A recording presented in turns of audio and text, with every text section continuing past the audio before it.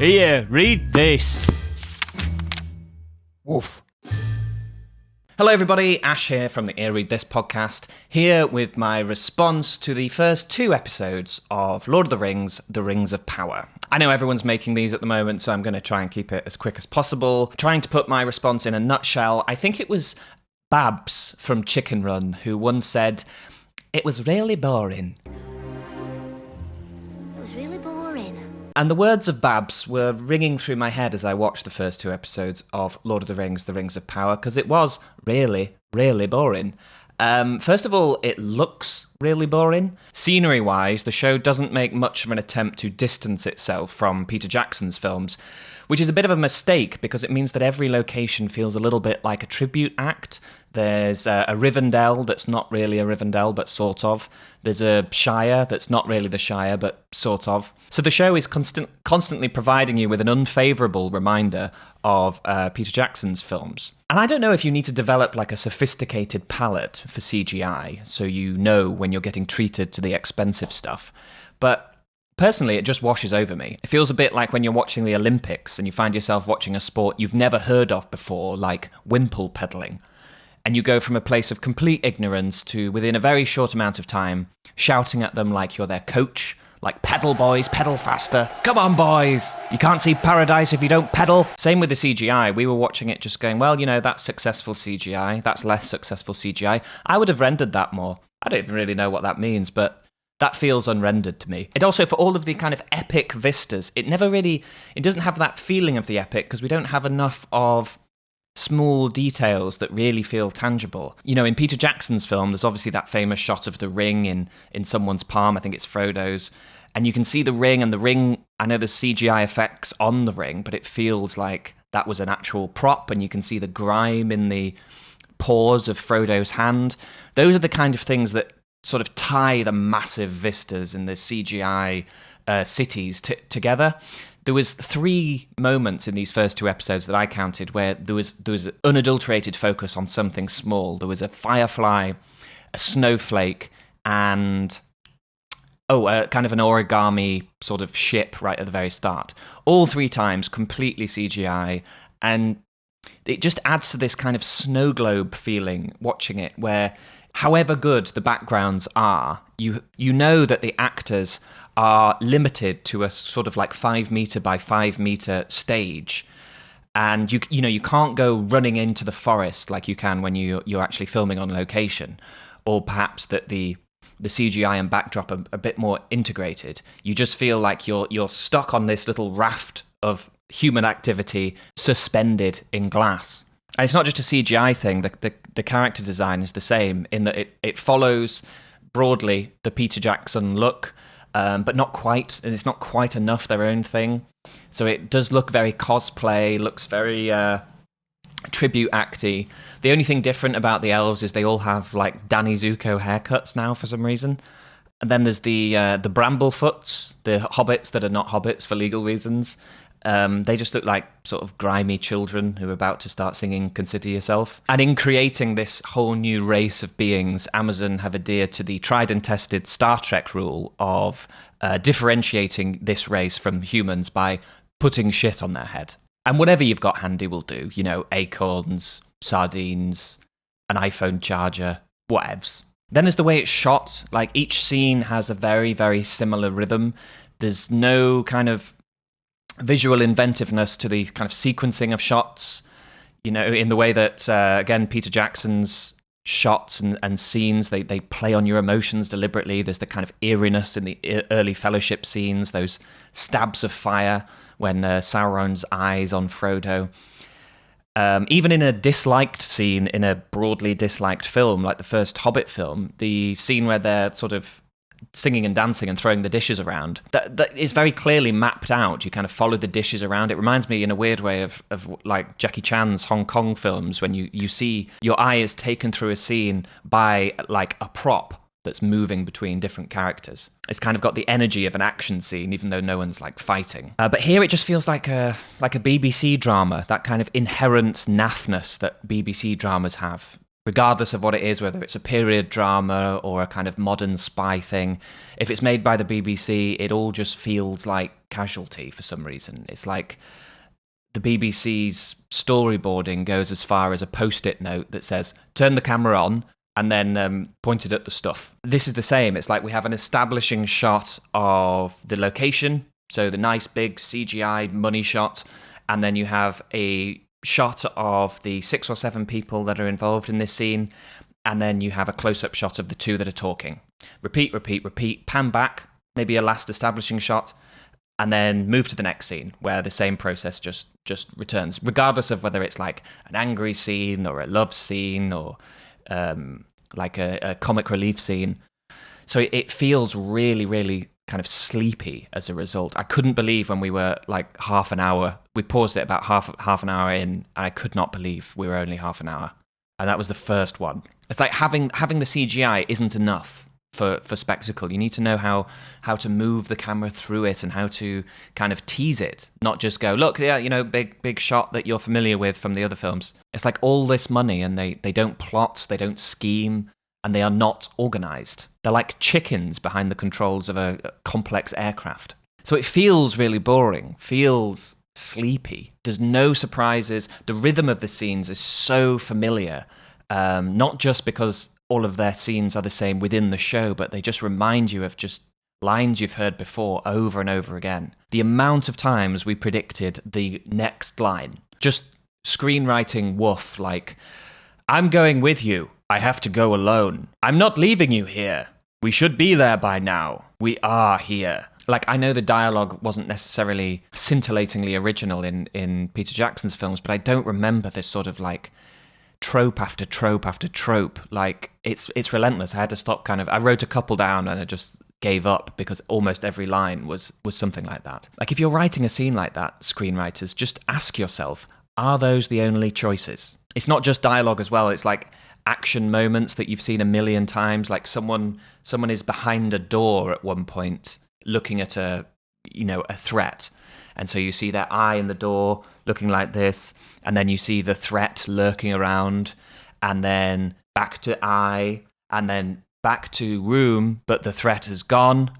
Eye widens a bit, and we literally went 3, 2, 1, thing shoots back up at the eye. It's just kills any potential for like tension or surprise. Sometimes it's so predictable that it's funny. Like, we're introduced to so many characters. It is a big ensemble show. I suppose I should say that just to like summarize it. It is a massive ensemble show. You're jumping between locations. You're seeing elves. You're seeing humans. You're seeing bramblefoots and who else? Dwarves in the second episode.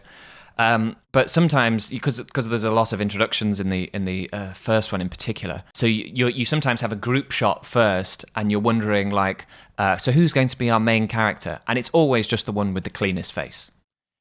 Every time we picked it correctly, like you saw someone scurry into shot, and there's like with the Bramblefoots, it's like, well, she's got the least shit on her face, so I think it's probably going to be her. Then there's a scene with like human characters who all have Yorkshire accents and look like, they're just scum of the earth, basically. It's an incredibly racist depiction of Yorkshire people once again. It basically like pans around the room. There's a bunch of just reprobates just looking like...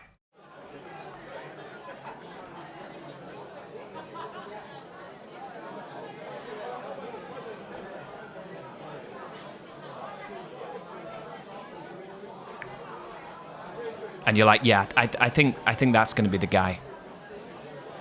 I think that's the guy. It's not going to be him. Yeah, I don't think he is going to be playing a very big part in this tale. It's honestly just like a series written by AI. They're taking screenwriting out of the dark ages and into full-scale automated production. The dialogue is just horrible. Like, the elves talk in kind of fortune cookies. If someone asks, like, what are we going to do about Galadriel? An elf will just respond with, sometimes the wind that blows a fire out will also cause its spread. It's like, yeah, thanks. We can't reason with wind, but that's not what we're up against here, mate. Pretty much the first lines of the show is some crap like this about stones and ships. Galadriel's elder brother is trying to give her some life advice about sort of staying positive or staying optimistic. And he's like, do you know why a stone sinks and a ship floats? Because stones can only look down. They look down towards the darkness, whereas ships look up towards the light.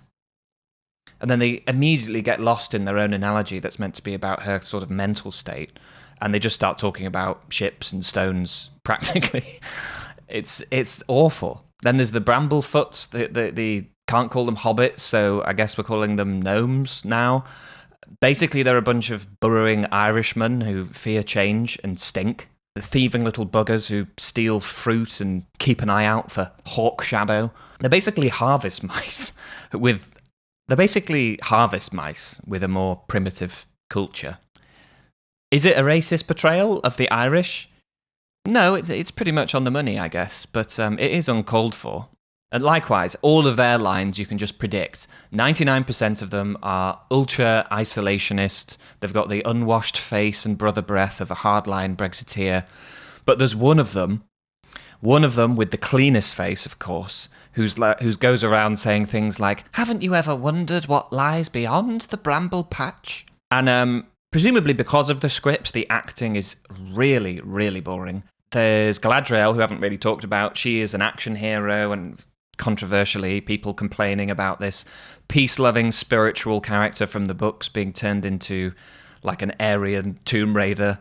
But speaking as someone who went into this with little to no respect for women, I have to say, seeing her dispatch a snow troll has really given me food for thought. I mean, she butchered that thing in what I can only describe as a jiffy.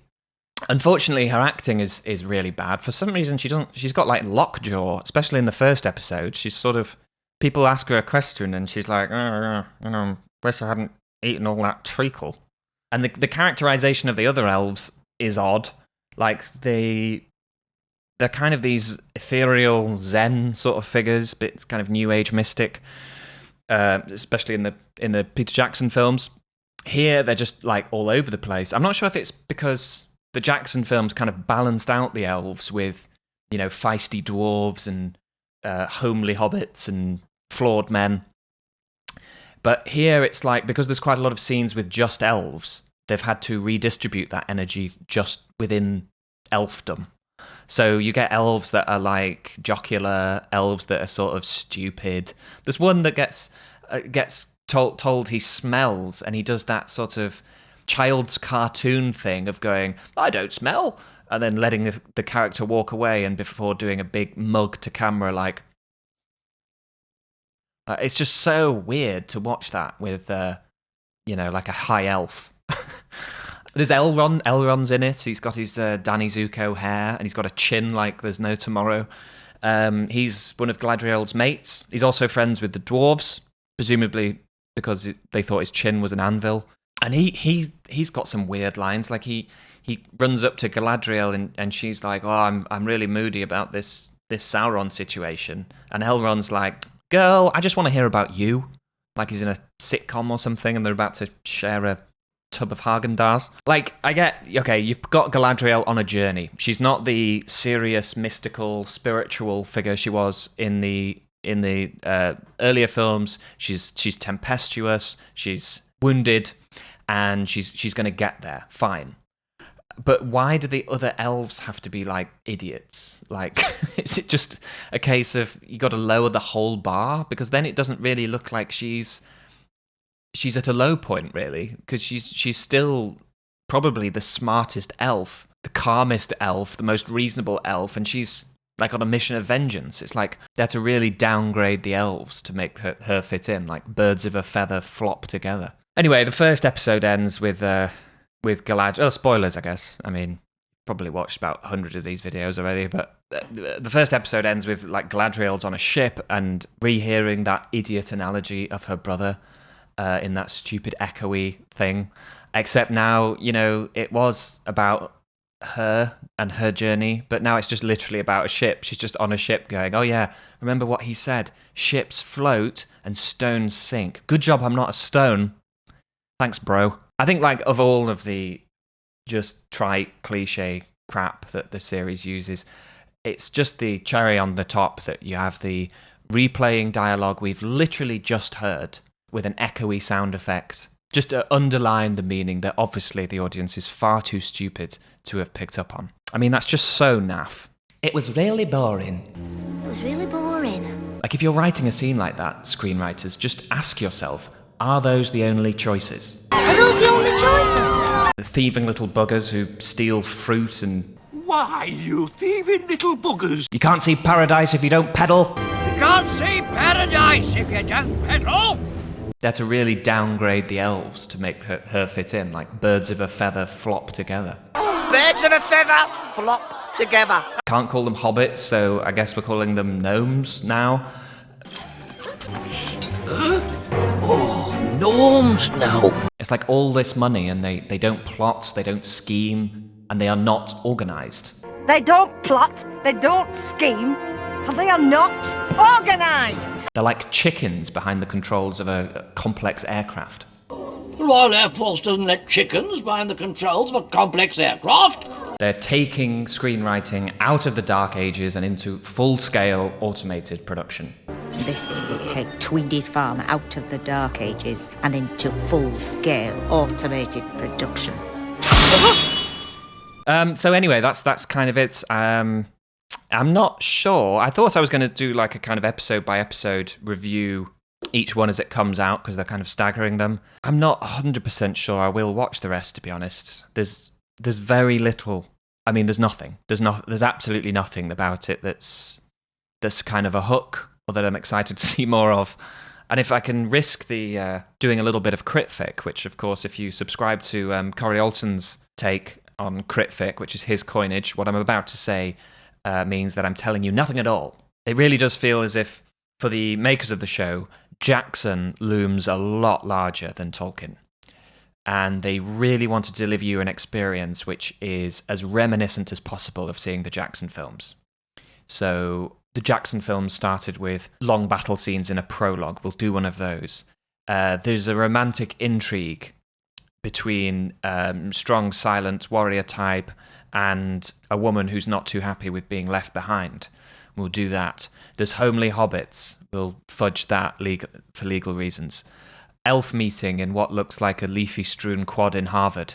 We'll include that. Maybe it will, but it hasn't found yet an image which is uniquely its own. It all feels like deleted scenes from the Hobbit movies, to be honest.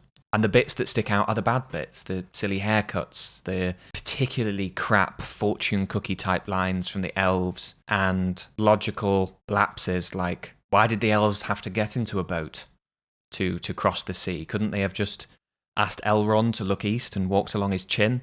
You know, just simple things like that. But yeah, let me know in the comments what you made of the first couple of episodes, if you've seen them, whether you're going to persevere. I'm on the fence. I haven't decided yet, to be honest. I'm leaning towards probably going to knock it on the head. But yeah, that's it for today. Thank you for watching, and I'll be back very soon. Until then, happy reading.